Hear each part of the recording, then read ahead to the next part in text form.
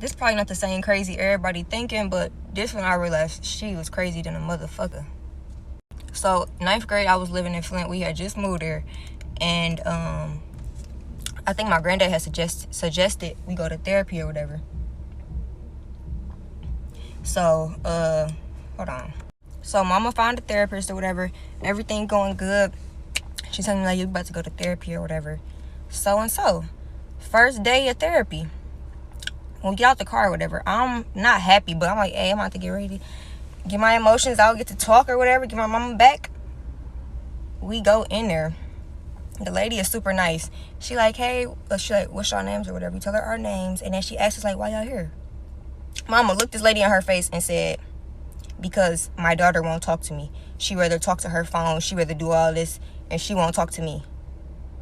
I was so fucking mad. I just bust out crying. So I'm like, why the fuck would you say that? Like, that's what you, out of everything you could have said, that's what the fuck you said? And I'm just looking at her crying, and I'm shaking my head like, you're just a liar.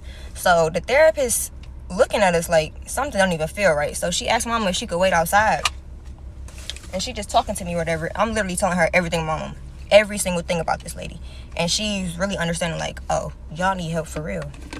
So she had our appointments separate basically, so we would have the same meeting time, but mama would just be dropping me off, and then she would come back for like half of the session.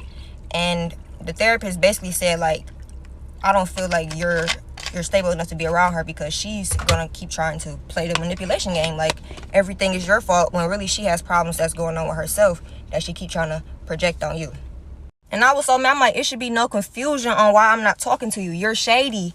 All you do is stalk me. All you do is look at my stuff. You don't even talk to me. You just looking at my shit. That at 9th grade, that's all she was doing, was being a fucking FBI agent. But she wasn't even doing the shit right. Like, she wasn't cracking no cases.